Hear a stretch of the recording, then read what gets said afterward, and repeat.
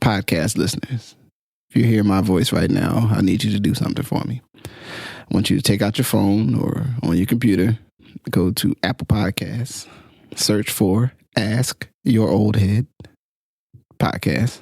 You'll see my logo, my little picture, my little image there. Find the show. Please rate and write a review.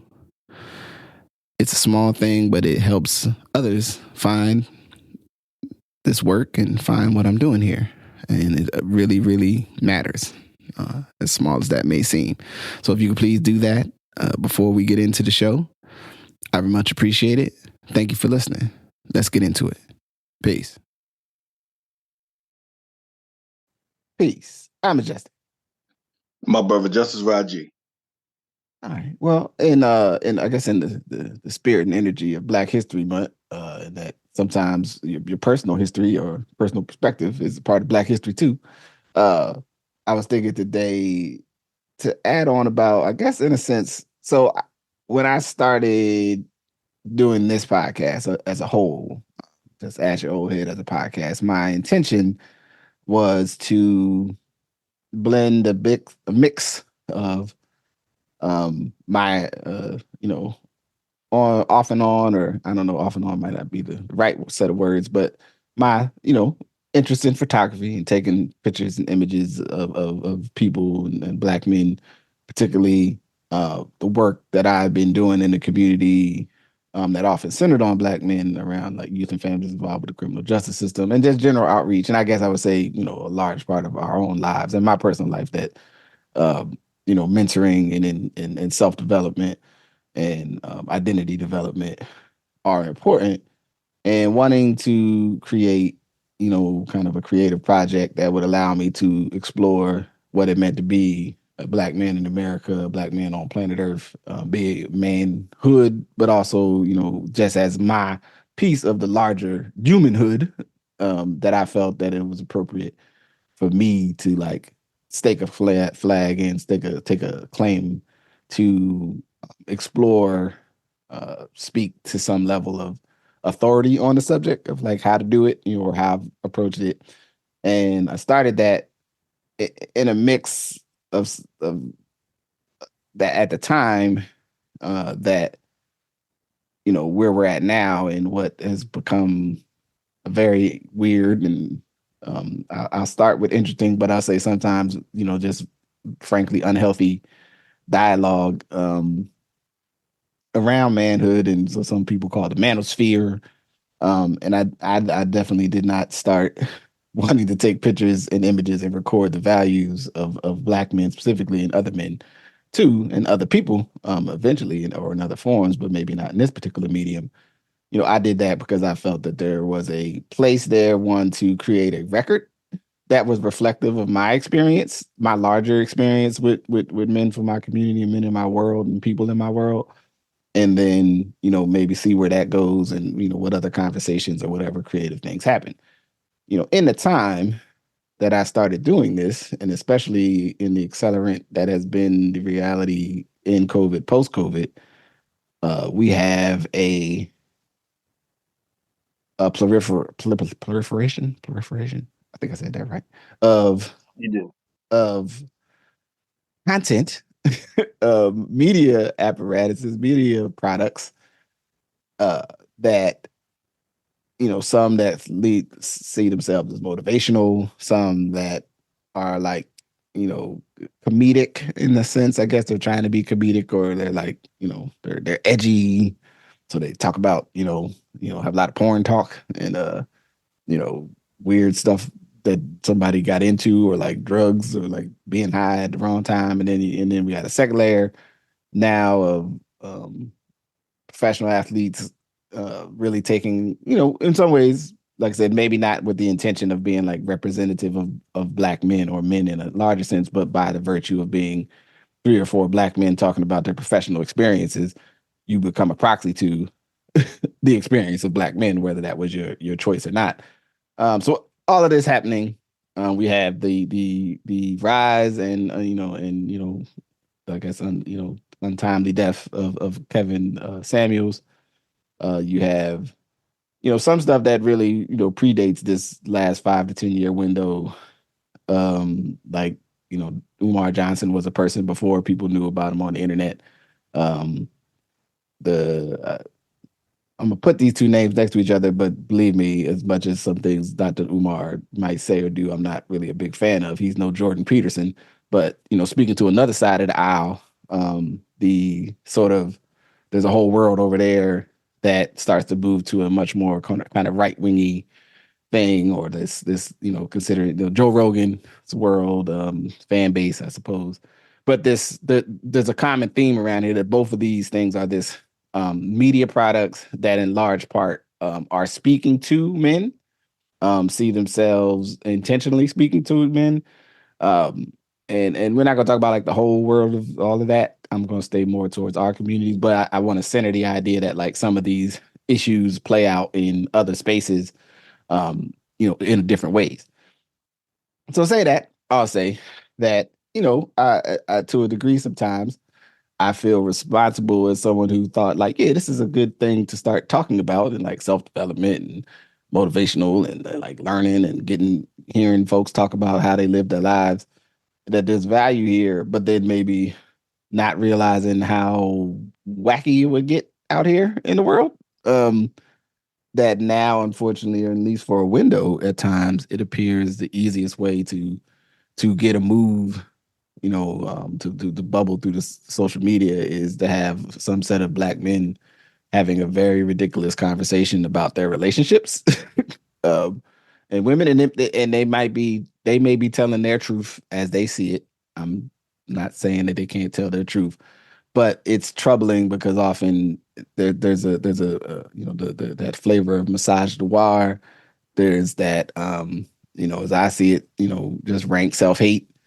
There's a a stream of uh high level whataboutisms, and then just use of concepts that ultimately, even though these spaces are purporting or representing themselves to be like this learning space, um about how to be a man and how to approach life and explore yourself, it seems to land on like similar unhealthy tropes that we would have maybe seen in a different medium in our youth, right? Because you didn't have, the YouTubes and the Daily Mails and these other platforms where just about anything you want to put out in the world, you have a vehicle that at least can make it available, if not surface it.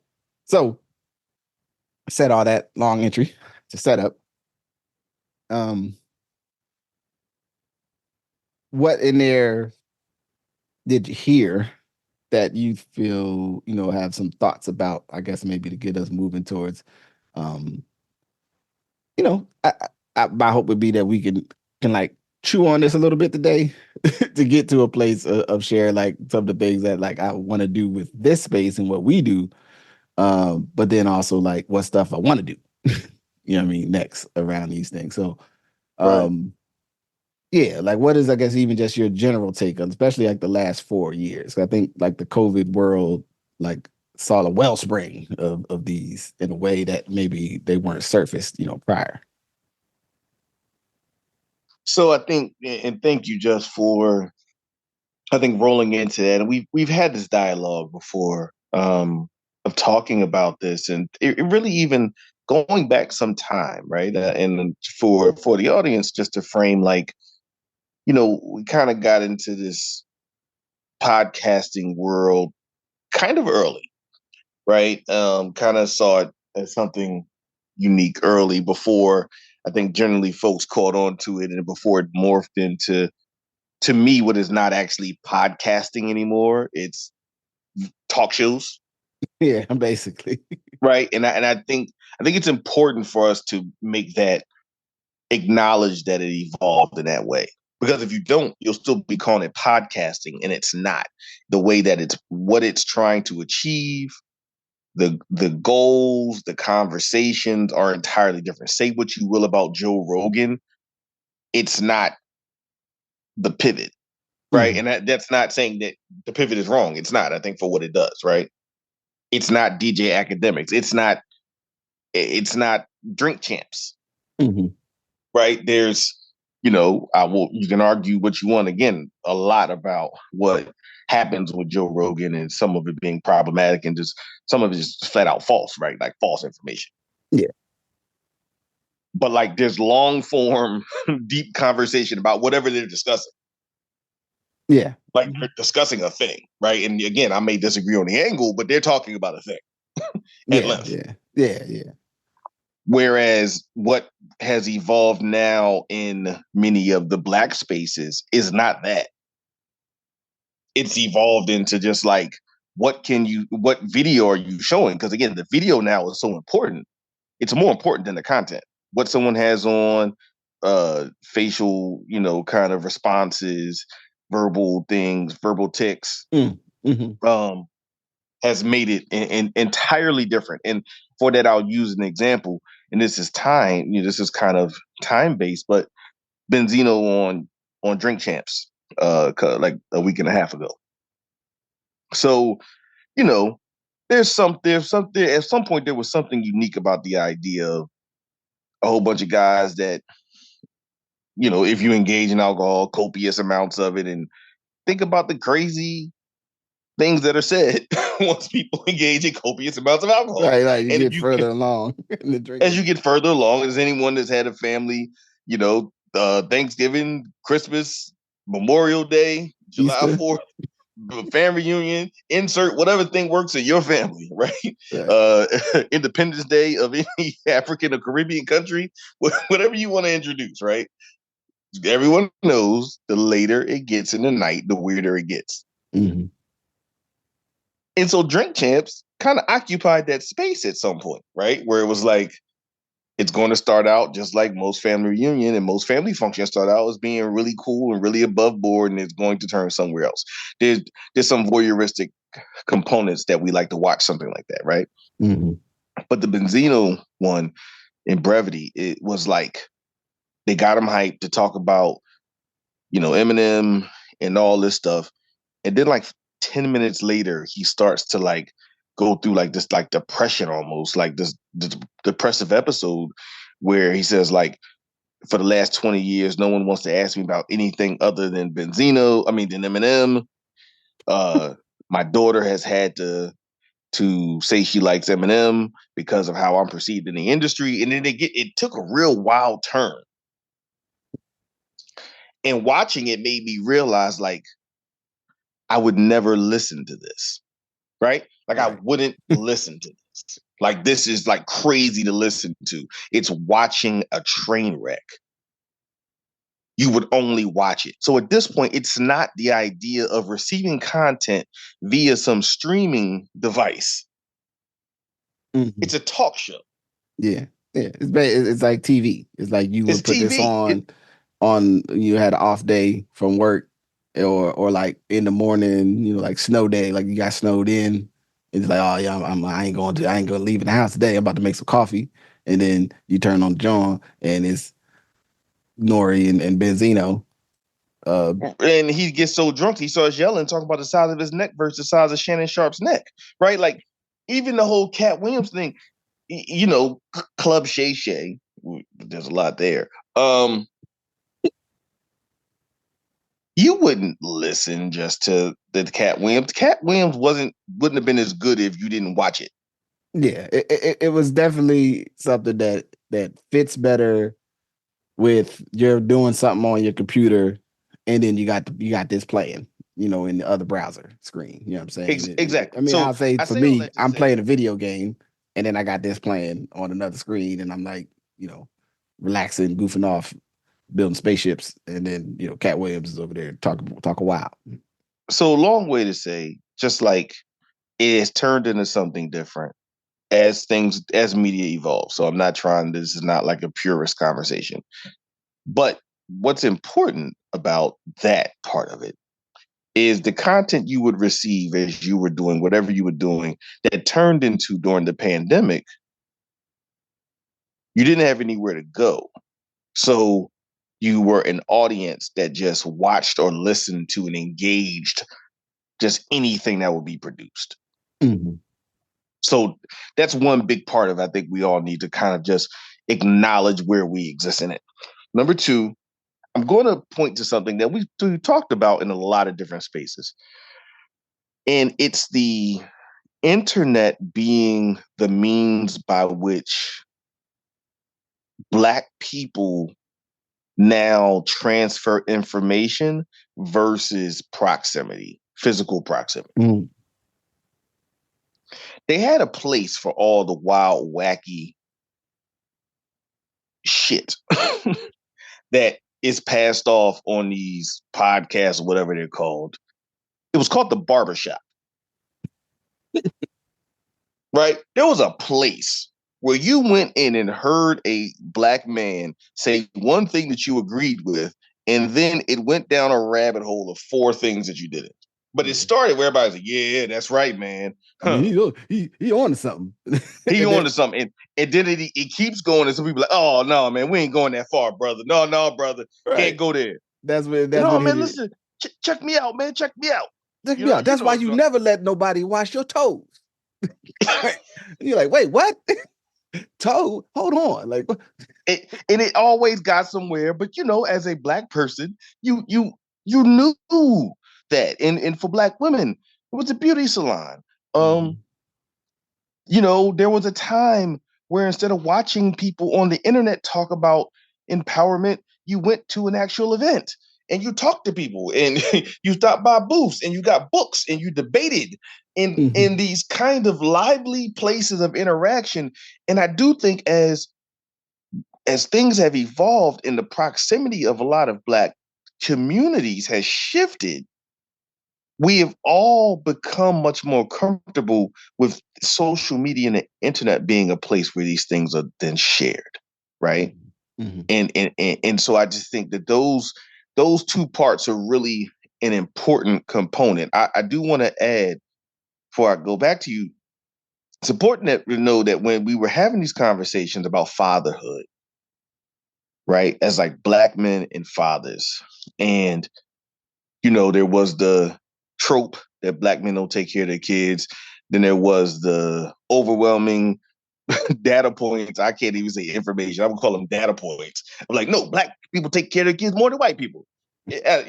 Just like I don't believe Black men never took care of their kids. I don't believe Black men take care of their kids more than white men. Again, it's that kind of like push Yeah. and pull of narratives.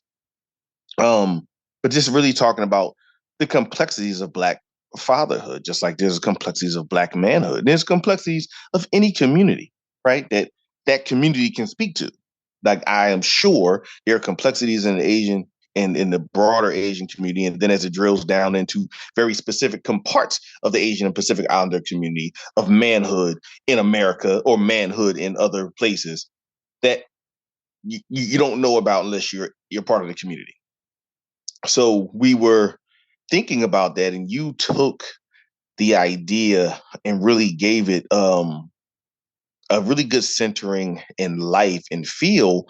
And then you just start to see all this crazy information and ideas starting to sprout that I think is the result, again, of the transition in forms of the media content. And then the idea that people aren't trying to have a conversation, they're producing media content. Mm-hmm.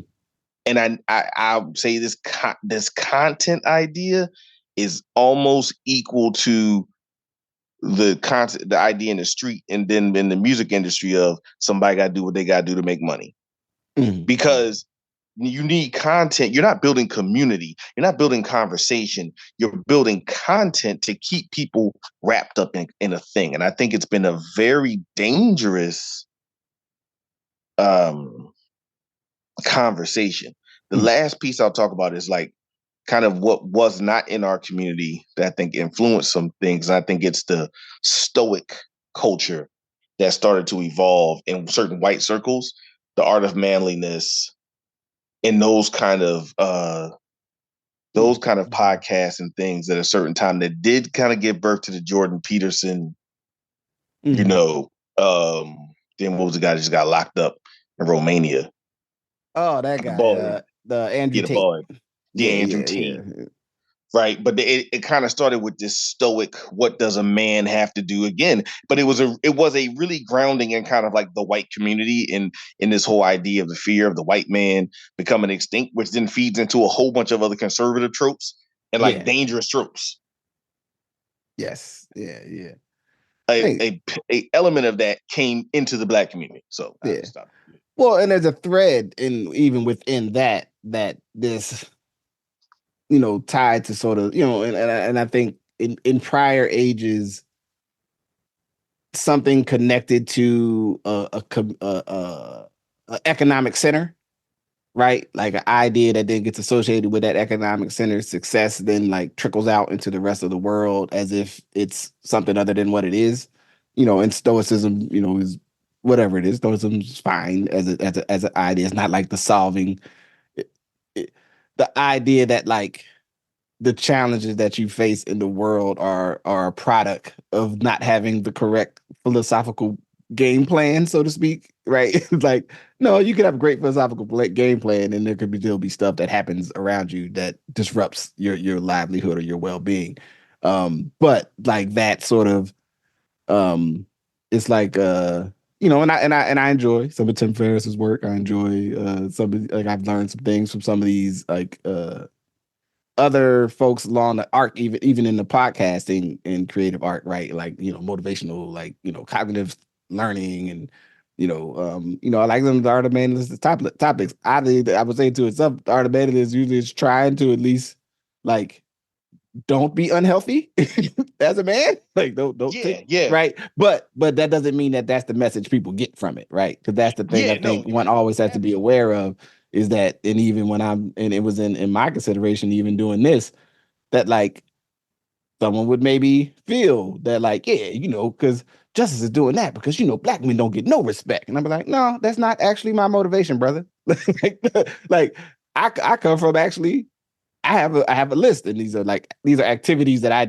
have done for myself actually far before I got here, but earlier in my life in terms of development of like, actually, I can think of several black men that I respect a lot and that I see being respected in the world. So I don't exist in this deficit of respect, right? Or um this even deficit of presence, even if though my father passed when I was very young. I have other peers who maybe their pops wasn't in their life or wasn't in their day-to-day life. But for the most part, they was around somewhere. Like they still lived on Earth. They saw them, 3 times a month on the weekends or whatever, because of their, whatever their particular family dynamics.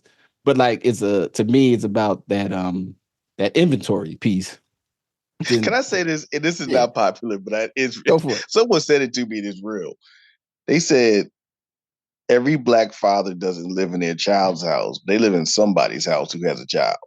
And I thought that was a real like Yeah, damn, that's a really good point. Like not a good amount of times they might not live in the house with their children, but they live somewhere where there is a child. yeah. And And it's so I do think it's important for us not to negate that from a community standpoint. I'm not talking about individual responsibility, people's relationships. That is way beyond my pay grade. That's Mhm. another podcast. It's like, but I'm saying that it is true that even though people may not quote unquote be in the house, that their presence as a man is not present. So Yeah. the add-on part. And so like where this lands me, and as I've we've started trying to talk regularly basically and added this to really what's become the core of the podcast. I've had other changes in the rest of my life that I have not been able to actively continue my like a couple times a month taking some photos and interviewing another black man I've met or curious about how they move through the world. um just because I'm just keep it real. I have unlike Charles Barkley says, I'm not just some nerd on the internet. Like I'm a person in the real world, like the world outside. Like that I have to go do stuff, and that Right. supersedes what goes on here, right? But like, and I dig Charles for that because there's a part of his analysis that is very correct. That's sort of like he's like, I'm Charles Barkley, like NBA All Star, like Fox, one of the best, not Fox, TNT, one of the best, like people ever like after the game, like talking about the game, like that's ever done it outside of how good he was at the actual sport. You know, like he was Right. really good at the Right. sport, and then he was really good at the other thing. So when people are like, well, why people talk to Charles Barkley? Because I'm good at this, right? Like, so I understand why somebody, and especially a man of his age, is like, y'all on the internet, this place you go to, where people that ain't cool go to be popular. Like, because so, and there's an aspect of it. Now, there's also a piece of that that's like, it's a new medium and a different access point, and we can, I'll leave that to some media scholar to like, to go through the ins and outs of that. But the thing I wanted to center on is like somewhere, not that it was far off the road, but as you go through like you could throw a stone and find some podcast where you'll have 2 to 3 black men, and it'll be like, now we're talking about relationships. And then it's like, and now sometimes I can laugh it off when I see some of these clips. I'm like, this person is clearly like, this is clearly how they live, but they don't. I don't know if they in their heart of hearts actually think I'm supposed to take their advice and try to be like them. So it'll be like, is the one I seen the dude who got some funny glasses and talk about not pooping at your woman's house, and like she ain't allowed to go to the bath, she ain't allowed to make a deposit at your house for 6 months or something. And I'm like, that can't be serious. Like that's not a serious person. This is like No, man, he's people doing a think bit. like that. I'm just saying though, but they really? Yes. Listen, listen, man. I can't accept it. I need There are more still evidence. people who won't drink green juice. Oh, yeah, I guess There are you're right. still adults who won't drink green juice because of their association with defecation as a child. So if you got people that still won't do that, you think you got people who won't abide by some sort of weird rule about someone being able to go to the bathroom at their house? So like, and then you get the dude. I mean, like on a very serious tip. I mean, even just in the last like 2 or 3 weeks, and I haven't had to see the whole interview, so I'm not like judging Shaq or whoever else was in the conversation, but basically having this whole kind of like, you can't let your woman know how you really feel, and I'm like, wait a minute, did I miss a page in the like how we live our lives? Like somebody who, you know, like humans on Earth, if you like in a relationship with somebody, you should be able to tell them how you feel. Or maybe you shouldn't be in a relationship with them. Now I can understand that there may be structural issues in the type of relationship that you have fostered. That means when you become some other thing, when the thing that you sold, when you as you say, you recruited this person to the team, and you might have gave them you may have hit them with the stoicism, like your bills always going to be paid, your lights going to be on, and I'm always going to be rock solid, but I'm never going to show you how I feel, right? Or which I imagine the Stoics would be like, that's not what you're supposed to do as a Stoic, and it's like, yeah, yeah, whatever.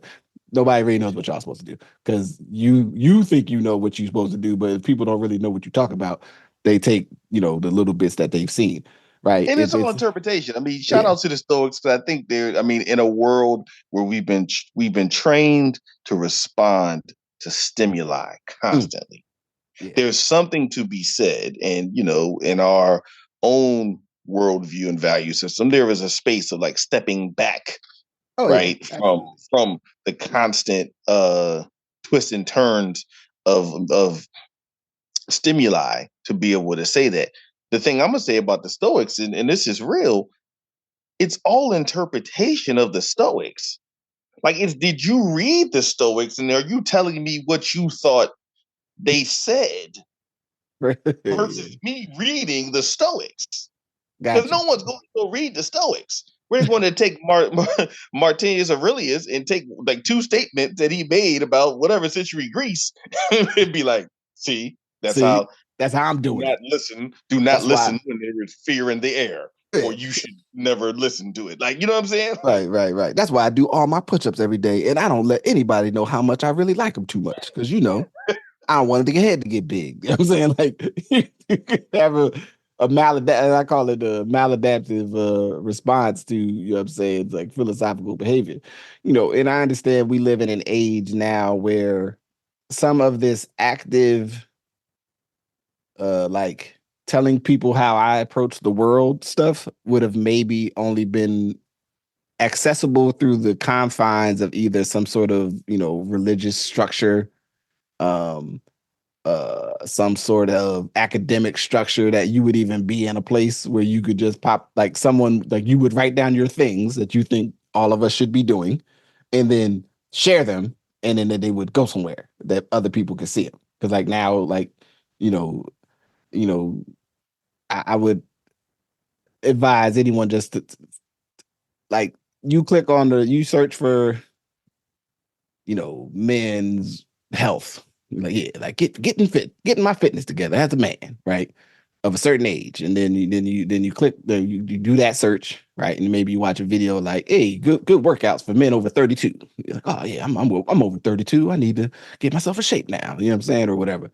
And then watch that video, and then it might be a video because maybe you're a young father, right? And you're like, man, like dealing with fatherhood as a young man. And you watch it, and then like there's two or three videos where suddenly you'll suddenly get a video that's like your woman showing better respect the way you use your sneakers, and you'll be like, you might watch that one, and now you start going to some other weird place where you've left the fitness, you've left maybe, I mean, even if the video about being a father may or may not have been informed by actual child development concepts, and then if you add like the religious context and some other political context, you suddenly will start seeing really interesting videos that you may or may not actually should watch because some of them may be filled with, other people's anxieties about the current society. Um, if your own editor, as I call it, your internal editor is not up to task to like piece out the stuff that might be useful and not take a little bit of the stuff that if you keep putting that into your model will make it harmful, it gets strange, right? And so then you end up where, um, you know, like I said, this man ain't here to defend himself or speak for himself, but Kevin Samuels uh, had a world where he was trying to just talk to men about like, man, clean yourself up, like wear nice suits. He had a very Christian, like I guess we could maybe call it like a Christian traditionalist kind of lens. You know what I mean? Like hard work, become a hard worker, uh, get married, within the confines of that religion's teaching body, and then like be a productive man in the world, right? Which largely would be most people like, ah, that's cool, that's not a big deal. But then there was like a page turn where it was like, and if it ain't working out, it's because them women ain't cool. You know what I'm saying? I'm gonna not use the profanity, but that would have been like, and then it turned into this other thing of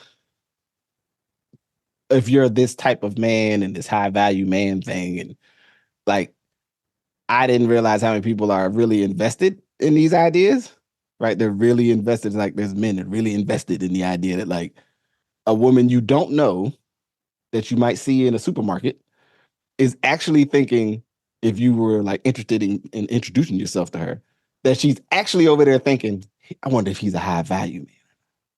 As opposed to, I just wonder if he's, I always start with, do you look kind of interested? Like as a person, do you look attractive? Do you, versus, is he a good person, right? Is he healthy? You know what I'm saying? Does he love his parents and his family? Does he have any responsibilities? Like, no, they're really thinking, is he high value? You know what I'm saying? And then So I want to whatever touch on. Go weird ahead. uh before I pass it to you, like whatever other internal dialogue you have that like that's the actual accurate dialogue that's happening in the world. And it's bizarre to me and it's challenging. And it's the thing that I had hoped to try to create a battery, right? Almost a battery pack, as I call it, of like, here's a bunch of real world men who I know who do things, and here's stuff that's important to them. And here's their value. Here's a snapshot of their values, not all their values. A snapshot. You know what I'm saying? Because I can't tell you everybody's whole story in the 45 minute, even 2 hours, 3 hour interview. But I give you a snapshot. And so um juxtaposing that to this, like, I'm trying to figure out, like, do people really, really believe some of this stuff? Are they saying it because it gets attention and like what have you? But add on because I was that's where I was going with that. No, no, and I think and I think there's that, and I know we'll touch on some of the other guys in a second. Yeah. I think I look at Kevin Samuels like people talk about snitching. And here's what I mean. One of the challenges with the street code of no snitching.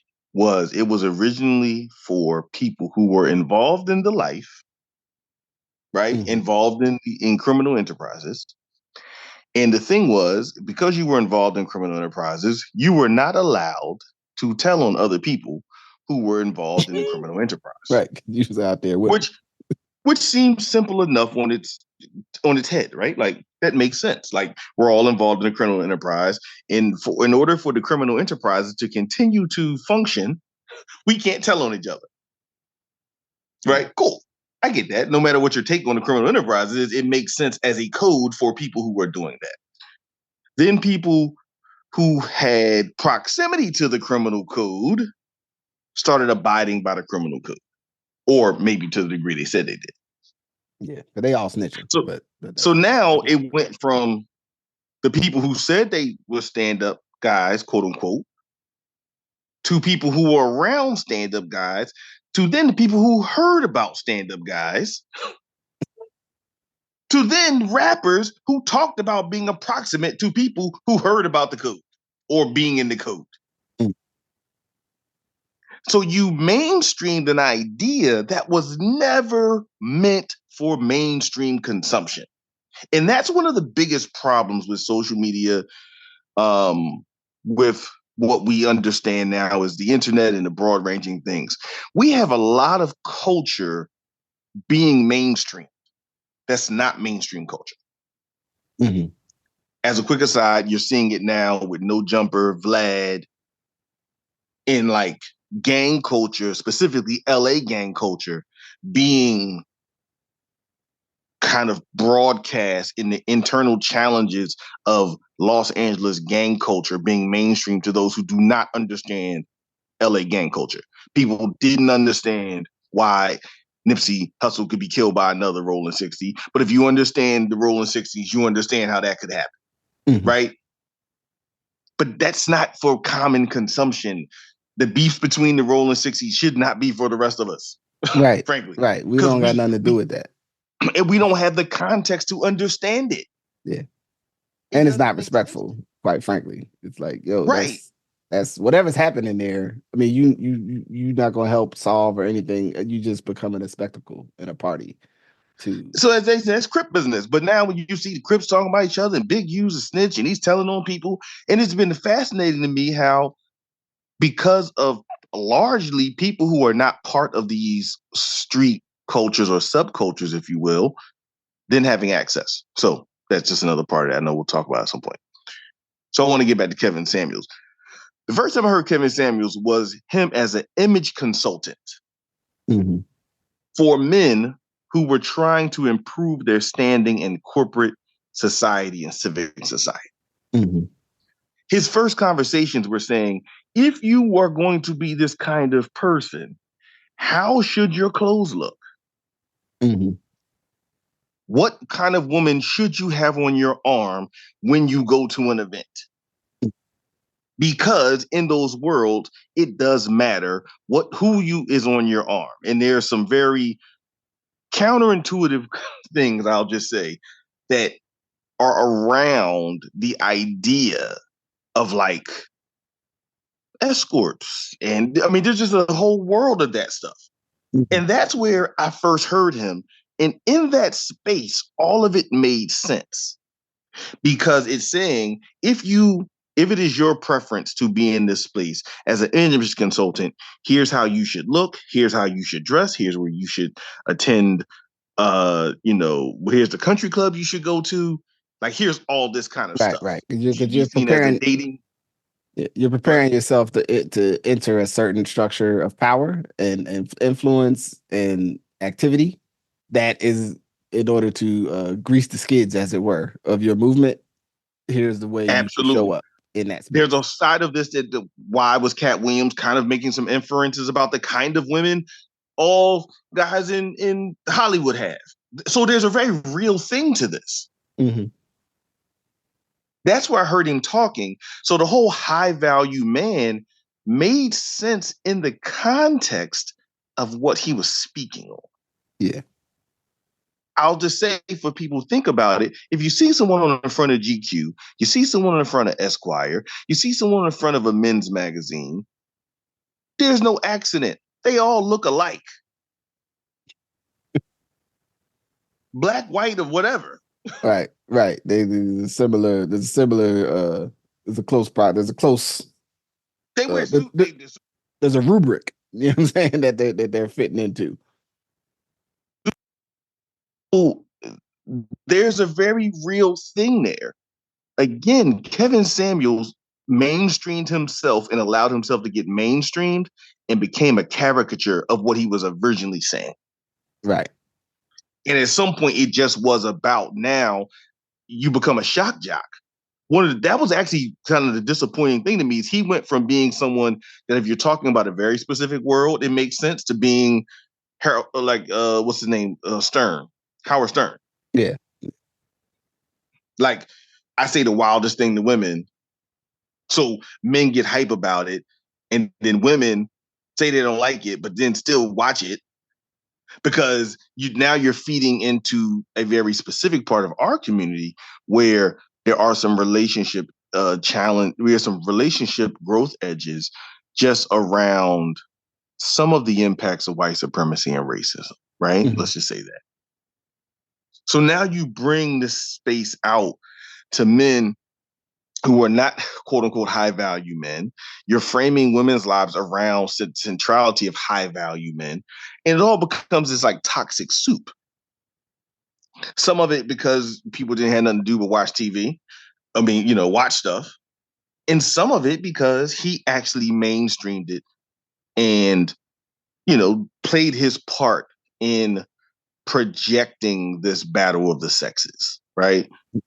And so I think, that's why I just use that term about this mainstreaming subculture stuff that, frankly, capitalism tends to always do. Right. If something has a niche, it's going to get projected and broadcasted to the point where it's not connected to its original goal. So, Yeah. And there's and I think that glad you hit on that because I think that is kind of the core of like my own tension with creating and with also me, as I say, like self-scouting myself, trying to create and do stuff that doesn't only just apply to like this work, this world that we're doing right here talking, but also applies to the public work that I do in my life.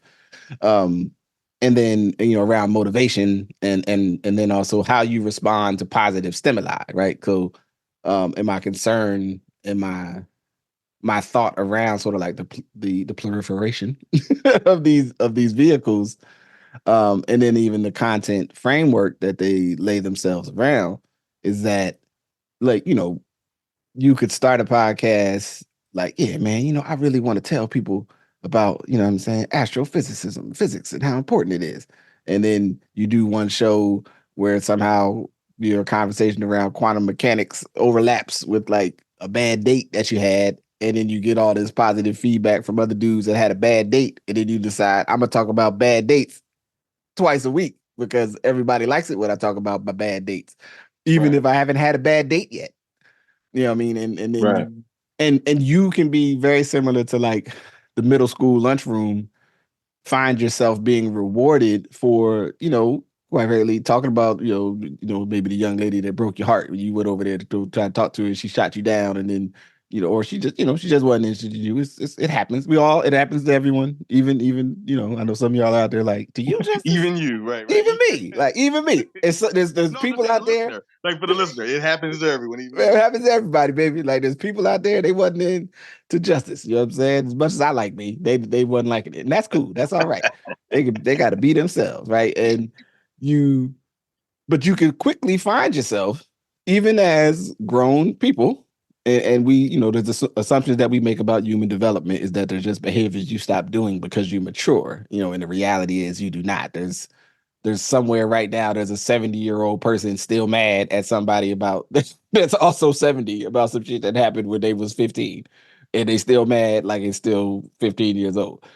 Doesn't mean that they're bad or good. I'm just telling you it exists, right? And so when we think about like this stuff, like this world of content that again is things that and kind of pursuant to our conversation the last 2 weeks, I guess the last week, like your channels that you use to learn not just like discrete information about the world, but also your framing of the world, what's real, what's not real, what are the cause and effect, your understanding of like what's happening around you, what you think is important, are impacted by those inputs that you take in, right? So if you watch all of the national news channels all like multiple hours a day, that's going to shape what you think is happening in the world, either consciously or subconsciously. Because even if you can say, well, I'm not, I know other things are happening, but if you're not actually studying or reading or listening to information about other things,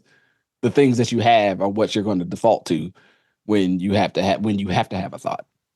So say that to say the like uh and I want to get to this before we wrap just because I think it's the silliest concept. It's like women need to be accountable thing. Um the sense that uh you know the challenges that folks face in their relationships are never due they're due to some set of rules that supposedly we are required to follow. And then I found upon that additional rules or additional assumptions about the nature of all relationships. So we live in a capitalist society. So then, of course, all relationships involve a financial transaction, and that is just an innate reality, right? I don't accept that as true, but for some people, that's true. They say that's that I remember having this conversation in middle school that like yeah like if a girl really like you and you got like you grown you got like a house and car and stuff she like you because you got a house and a car, it's the same thing as paying for fill in the blank sexual access. And it's like I was like I don't think that's the same. And like having real I would say all the way through college I've never had a year when I couldn't find somebody that wanted to have a real argument about this idea that like if you have a family and you can pay the bills, it's the same thing as paying for the sexual access to be with that person. And I'm just like, I just don't think that's the same thing. I think the evidence says there's told, if you see somebody on the stroll, that ain't the same thing as you and a person that you in a relationship. But now it can be in some weird pool of Right. strangeness and yes, there could be status expectations in your relationship. There could be, but it's not the same thing, right? But there are people who want to have that argument with you. There are Can I say this real quick? yeah. I think to your point, I'm reminded of two songs.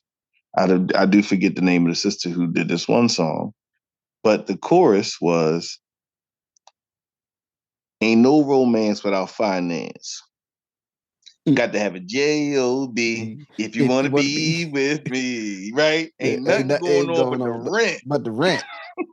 That's a hardcore. right? That's a hard song. So this is like 86, 87, right? And I'm giving this context for this conversation because I think it's again it has some historical context in our community, but it's taken it to another place. Mm-hmm. Then you have none other but Orange Juice Jones.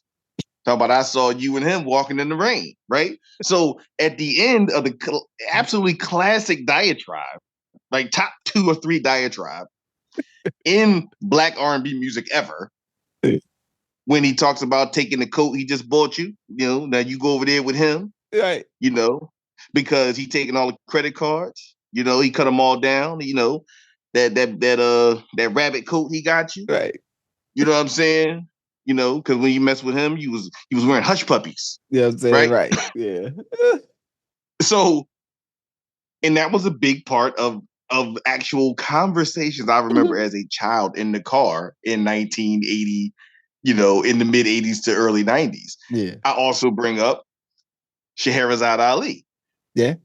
in the conversation of that time, right? And I think again, we had a place for these things. They were the Right. Right. barbershop and the beauty It's a salon. lot. We had a place where these things were discussed, right? Right. We had a place Right. where different people aired out their vantage points. And then they went the hell home, right? Right. And nobody put an That ad afterwards that said, if you like to wear deodorant, wait till you put deodorant on your private parts. You know what I'm saying? Like, exactly.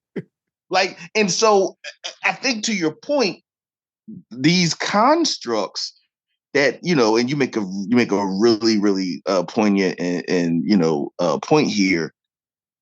They're based on these constructs are based on these deeper ideas that are never interrogated or put out in the context of why you would say a thing. So it's ranging everywhere from what men be like, and women that ain't doing this can't get this, right? Yeah, right. um That to whole bag. to with like the dude, and I just see bits of it on Instagram.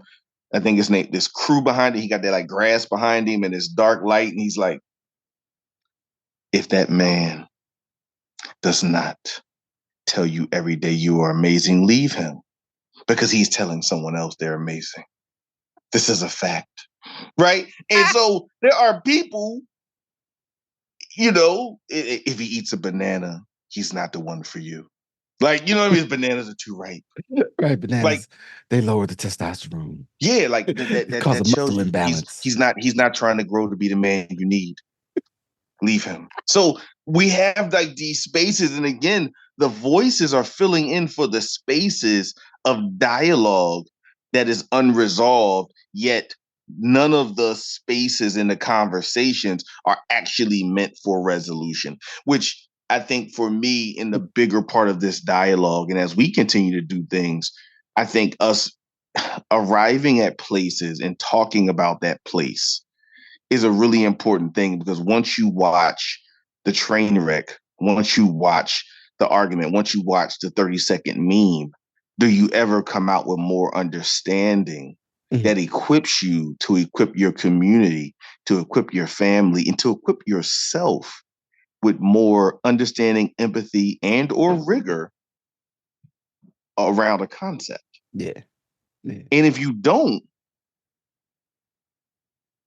then in some senses you just have wasted your time. right. Like, what did that mean for you besides this place to, like, I don't know, even almost to a degree go, man, they life crazy. Glad my life ain't like that. And then maybe that's what you get. Maybe it's just, I know people try to sell me on this, like watching bad television shows and other stuff. And I probably watch stuff that, I mean, I watch, I watch bad science fiction movies. You know what I'm saying? I'm sure somebody thinks that's ridiculous, but whatever. I yeah, I mean, like I don't know if they're equal in value, right? Like some people say it is, but I don't know. I don't know. Watching, the Kardashians for the last, whatever, watching The Bachelor. Oh Lord, somebody help me. You watch? I don't think these two things are equivalent in terms of their impact on our society, but whatever. It's I think you kind of hit it on the head there. That, like, if you are doing something, especially something that is creative and is creating, like, something that other people are going to consume, and it's almost like a weird, transition of the, like, conscious hip hop versus whatever type of hip hop when we was making hip hop. And us being like, I mean, I don't really got an issue necessarily with somebody, talk about, whatever happened to them in the streets. It's the imbalance of that. This is all we talking about. I don't have an issue with a song you like to party to. It's the imbalance if the only criteria for something being good is if it's a party song. Because it's like my whole life ain't no damn party. You know what I'm saying? Like, I go to parties, but when I leave a party, I'm not in no party no more.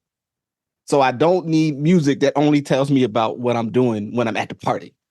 Otherwise, I'm going to lose it out here because I'm, trying to, make it through this thing. And I'll say this now because it's on my head, because one of the part of that dynamics of all of this, I think, is essential, and especially for folks that are living as we do in an oppressive society. I think in general, if you're living in some structure where you have a power imbalance, holding on to your truth amidst lots of inputs that are going to challenge whether how you actually think about you is the truth is very difficult, right? And you can be rewarded for doing things that are counter to your health and well-being. Um, so I'm just saying that as a flat concept, not necessarily going to build much more on that. Then maybe come back to that later. But the issue I find, and it's like my going out even to try to listen and like, and I'll come across like here's something that ends up happening to me sometimes. Like I'll come across something on the Instagram, I share stuff with you and there's a couple things. That's all I really do right now on my own story is share stuff that I think is interesting. And sometimes somebody will say something, I'm like, oh, that's kind of funny. And what my second thought is? I wonder if this dude say some real wild stuff on like the next post. And therefore I need to go look at their page because I don't want to share this one thing that was interesting. And then the next page is like, again, you should never let nobody wash your toes because then that's going to end up destroying your relationship. You know what I'm saying? Or like only fill in the blank ridiculous concept, let people wash their toes, right? Like, I don't want to be next to nobody like that. I don't want to be associated with that. I also don't want to, pass something on. As we say, you allow it to live, it'll sting somebody else. Like I don't want that to keep going. I gotta interrupt that. I gotta cut the line. Like I'm not going to be the conduit to you thinking something ridiculous if I can help it. And Well, and again, that's where that idea that we kind of the idea that evolved in the street and then evolved in hip hop of, I mean, that person got to do what they got to do, right? And that's where, again, if you just individually say, or does a person have to do it to survive? You're correct, right? Does that mean it's right or wrong? Is a different thing, yeah, right? Like, yes, they are going to do what they have to do, right? If the choice is taking the shit outside versus not, you got to do what you got to do. But that doesn't mean I should have to watch it, yeah, right? Like there is a difference, and so we have gotten to a place where culturally we're so lax on the things that our community receives. And again, I know there's a thin line between being on the front lines and being thoughtful and trying to gatekeep what other people receive and draw up to their understanding.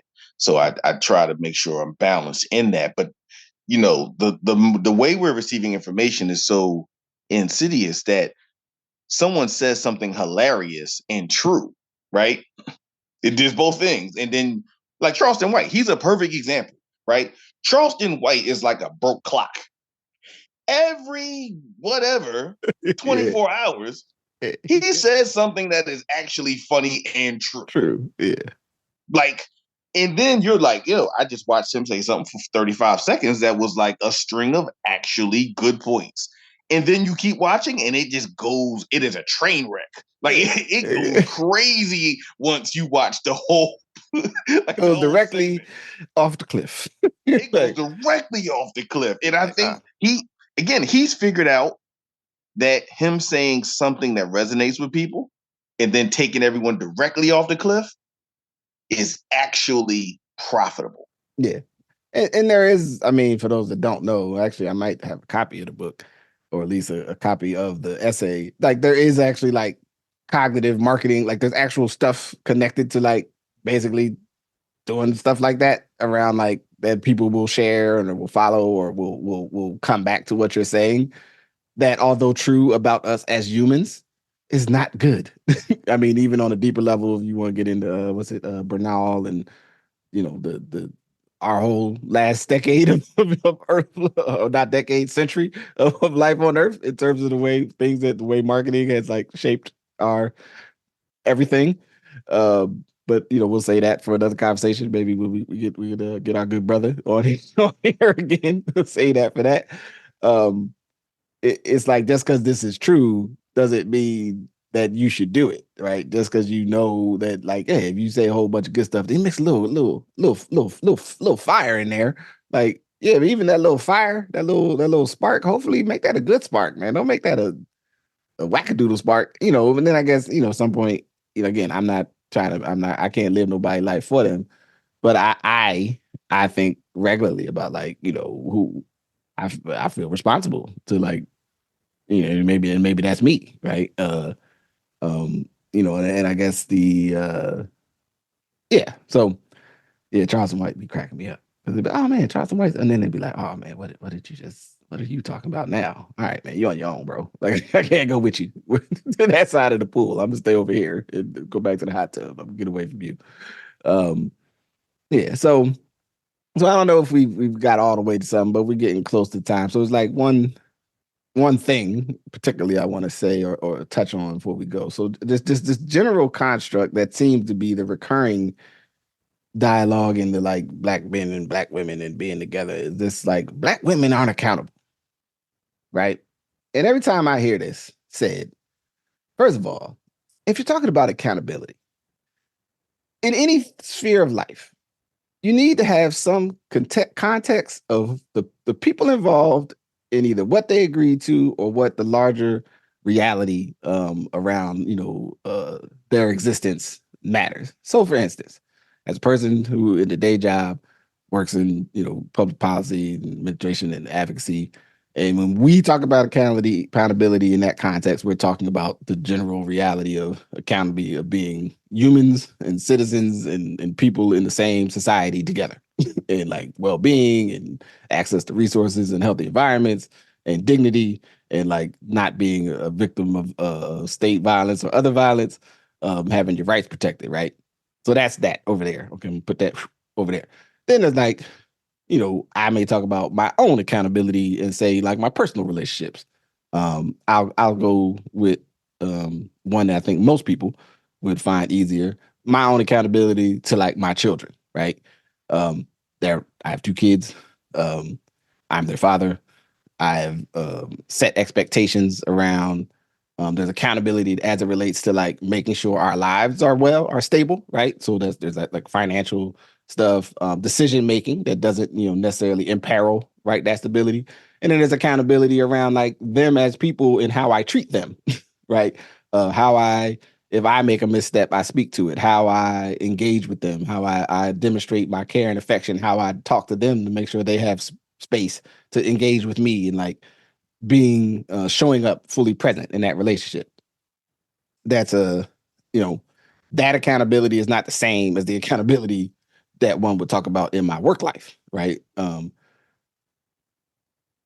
can't just say that a whole group of people in that way without some other context, right? And so when I hear these, it'll be like, oh, they black women choose the wrong man, and it's like, well, you be choosing the wrong. Like lots of people choose the wrong thing in relationships. Like as you say, water as wise women once said to me, water seeks its own level. You know what I'm saying? Like the I understand why like the only place I see it show up as is like this springboard to then go into this like I'm a beat up on and kind of caress the ego of men who, as I like to say, had your feelings hurt because it ain't work out. You know, I know some people have had really crazy, really wild stuff happen, meaning they got involved with somebody they thought was going to be one way, and then they found out it ain't that way, right? Like I'm not saying that that stuff's not true, but the general construct to me, like it is the thing that you can almost always do a conversation on, and there's a contingent of people who are waiting for you to have that conversation so they can go in the comments and be like, yeah, because that's why I'm over here all alone because these women don't want to be accountable. It's like, well, maybe you should go take a shower, dog, and get out the house. But like that's not the conversation we're gonna have about accountability. We're gonna have a conversation about accountability that only involves other people and doesn't involve ourselves. And to me, and I say to all of you, and any of y'all can feel free to pass this statement along to whom the shoe fits. Y'all dudes is clowns, and you really should. I would like you to stop, although I know you won't. Um, but and I'm not coming on your podcast to talk to you about it. You know what I'm saying? I got stuff to do, and I can't be associated with you. But saying that to say, that particular type of thing like stresses me out because then it also starts to diminish the idea of accountability because like accountability becomes this arbitrary concept that we don't really gotta like actually have. It's kind of like, oh, there's something that you say on the internet. It's like, no, no, no, no. Accountability is like a real thing. Like, it's like connected to reciprocity and like balance within society and like, human dynamics. So yeah, I don't know if you have anything to add on to that. I need to get that out before we close our conversation.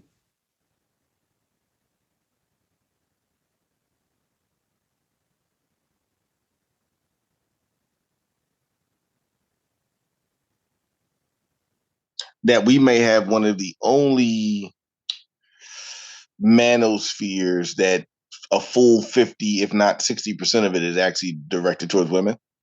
Yeah. That creates an interesting kind of thing, right?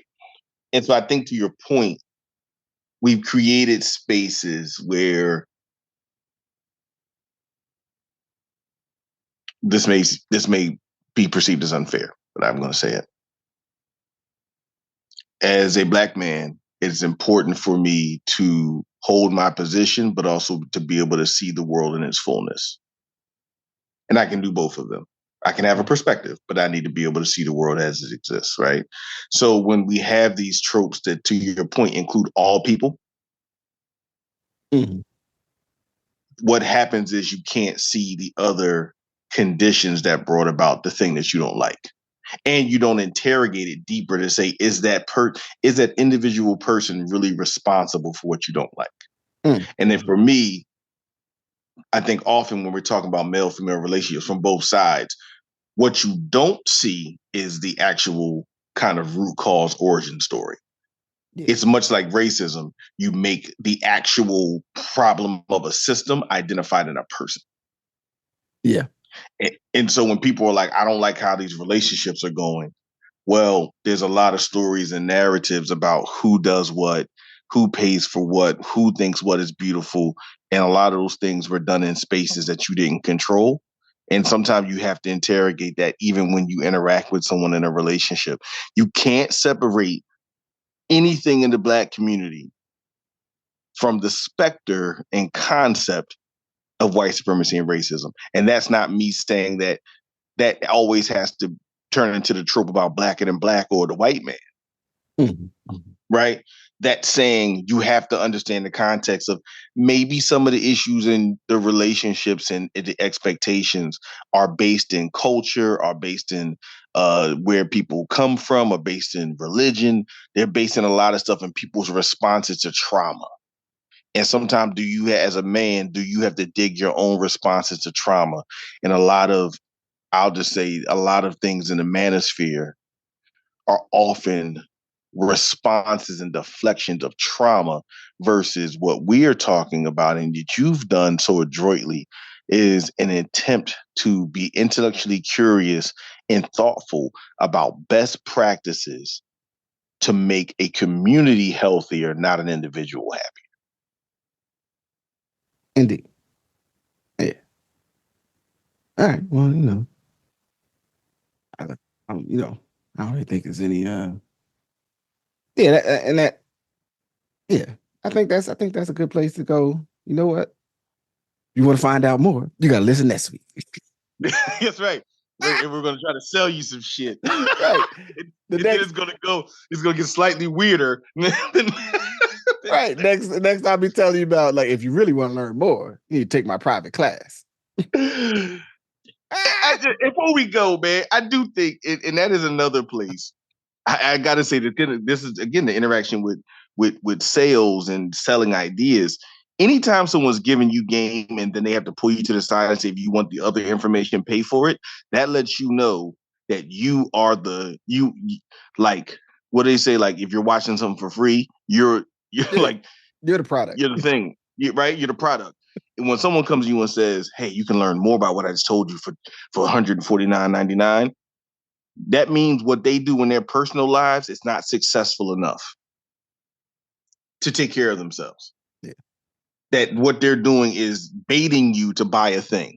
Please, for everyone, think about that in the context of what's often being shared, not like behind the wall on Patreon. Like that's something different.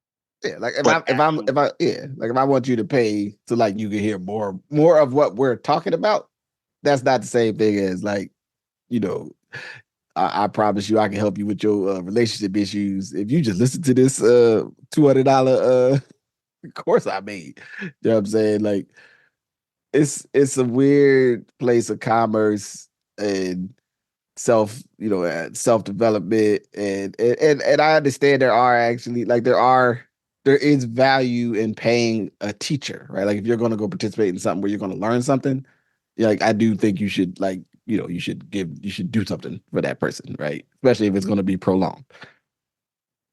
You just need to make sure you're picking the right teacher that you're about to pay for something from. Like if it's something, and then it gets into this other weird space.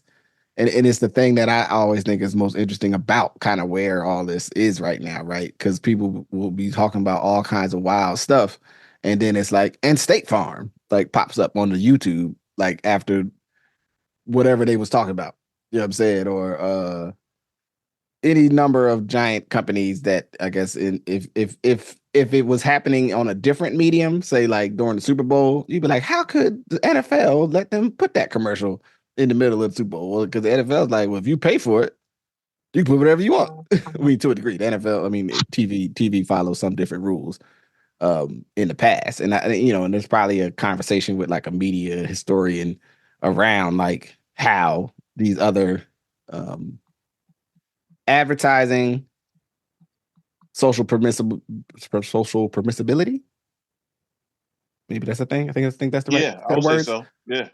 And then the channels by which stuff goes out, right? Because if TV and movies was all starting from zero today and weren't from the world from the past, they probably wouldn't have the same rating system, right? Like we know that the TV, like the R rating, TVMA, all of that whole world um, comes from a basically put it like this: in our youth, any movie involving black people had a higher chance of having an R rating, regardless of what was happening in the movie, than other movies, right? And part of that was because even whatever they were doing, if it involved black people, was still sort of like, maybe not, maybe don't let someone under without parental guidance see this. Right, And right. That's right. and there's people who when they would maybe not understand when someone, especially from our generation, but someone from our community, bristles a little bit around people's intentions when it was like, well, parents should know. You're always like, well, there's a whole thing of parents should know that was code for don't let them see this stuff happening with fill in the community that we don't want my kids to know about by those, by other people, right? Like these proxy wars that, when you start to pull back the onion layers, it's ultimately about like race and cultural control and the same old, same old. I mean, even as a recent video, which I'll maybe put a link to, but showing the interlinkage of some current famous right wing contemporaries who kind of we look back like, oh wow, maybe they are just getting the whole band back together. You know what I'm saying? Maybe they're getting the whole German immigrant Weimar Republic. You know what I'm saying? Crew back together. Generationally, right? Like these. Our this will be the last statement.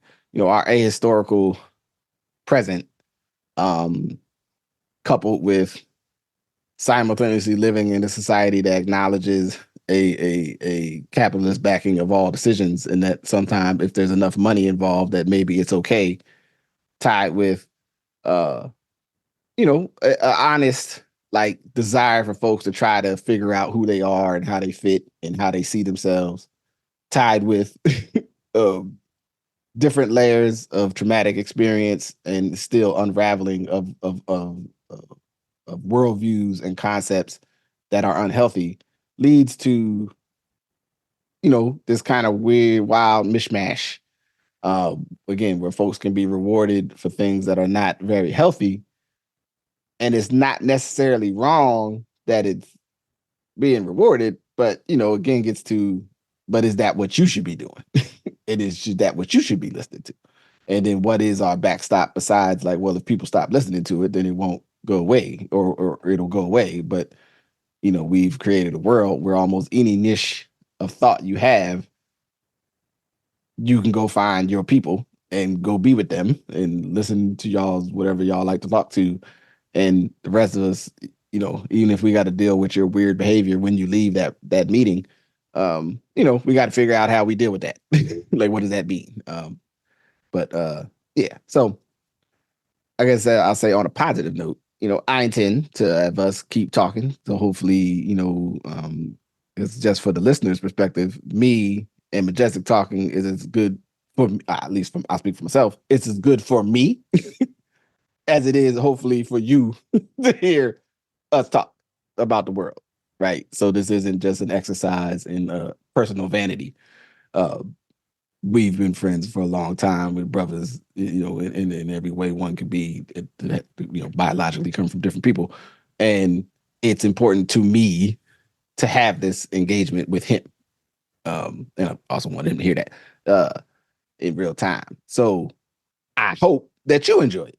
You know what I'm saying? And find it in some way productive or useful. So And just in closing, I think God will one. I mean, coming from a gentleman and a scholar like yourself, it's an honor to say that, and it is healthy and good for me as well. And I think obviously